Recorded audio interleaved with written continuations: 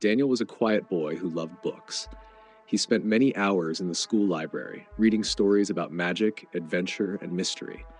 One rainy afternoon, he was walking past the library when he noticed a small door slightly open. He had never seen this door before.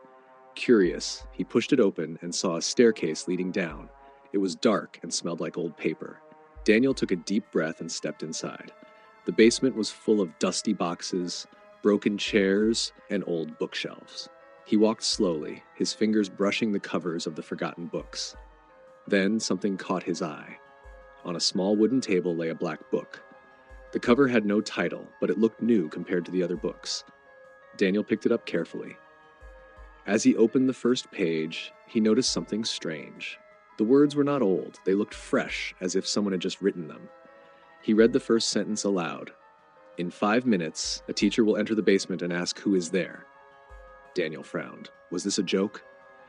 He looked around. The basement was silent. But just as he was about to close the book, footsteps echoed from above. The door creaked open, and a voice called, "Who is there?" Daniel's heart pounded. He quickly put the book in his backpack and hid behind a bookshelf. A tall man, probably a teacher, looked around but saw no one. After a moment, he left. Daniel exhaled. His hands shook as he took out the book again. Was it magic? How did it know the future? That night, Daniel couldn't stop thinking about the book. The next day at school, he decided to test it again. He opened it and read, "Today, Mr. Thompson will ask about the capital of France in history class." Daniel smiled. This was too easy. In class, Mr. Thompson asked, "Who knows the capital of France?" Daniel raised his hand immediately. "Paris," he answered. Mr. Thompson nodded. "Correct." His classmates looked at him with surprise. Daniel never answered questions so quickly. He felt powerful. Over the next few days, Daniel used the book for small things, knowing when a surprise quiz would happen, predicting when the bell would ring, or even avoiding teachers when he was late. He felt like he had a secret weapon. But then, something changed. One evening, Daniel sat on his bed, flipping through the pages of the book. He liked reading about small events before they happened, but as he turned a page, he froze. Daniel will disappear at midnight. His hands became cold. His mouth went dry. "This is a joke," he whispered. But the book was never wrong. His heart raced. He ran to the kitchen, grabbed a match, and tried to burn the book. But no matter how hard he tried, the pages didn't catch fire. He even tore out a page, but it grew back as if nothing had happened. Daniel felt sick. He looked at the clock, 11:30 p.m. The book continued writing by itself. More details appeared. At 11:45 p.m., Daniel will hear a knock at his window. At 11:50 p.m., the lights will flicker. At 11:55 p.m., the air will become cold. At midnight, he will disappear. Daniel's breathing became heavy. Was there a way to stop this? He ran outside and threw the book into the river. He watched it sink. Maybe now he was safe. But when he returned to his room, the book was on his desk. The clock showed 11:45 p.m. A knock came at the window. Daniel turned around slowly. His hands trembled. Through the glass, he saw a shadow. It was too dark to see clearly, but it was there. Knock, knock, knock. Daniel's body froze. His mind screamed him to run, but his feet wouldn't move. The knocking continued, slow, steady, like a heartbeat. Knock, knock, knock.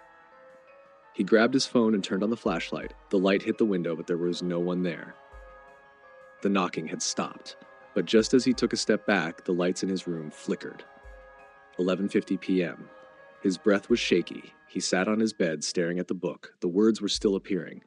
Daniel will try to run, but it will be too late. "No!" he shouted and grabbed the book. He tried to rip out the pages again, but the words kept coming back. The air turned cold. His room, which was warm just minutes ago, now felt like winter. His breath came out in white mist. 11:55 p.m. The book continued. Daniel will hear whispers. He will not be alone.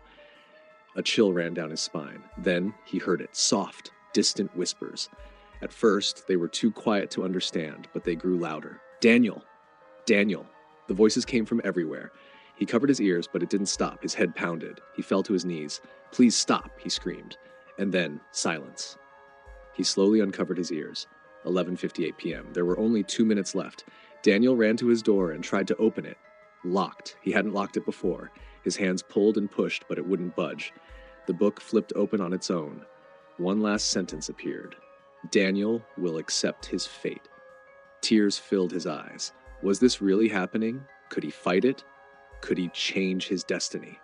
The clock hit 11:59 p.m. A cold wind blew through the room, though the windows were closed. His posters fluttered, his books fell from the shelves, the whispers returned, now chanting his name. Daniel squeezed his eyes shut, his heart pounded. His final thought was, what if I can't change my fate? The clock struck midnight. And then, silence. When the morning came, Daniel's room was empty. The bed was untouched, the lights still on, but on his desk the book remained. Its cover was now different. A name had appeared on it. Liam will find this book soon.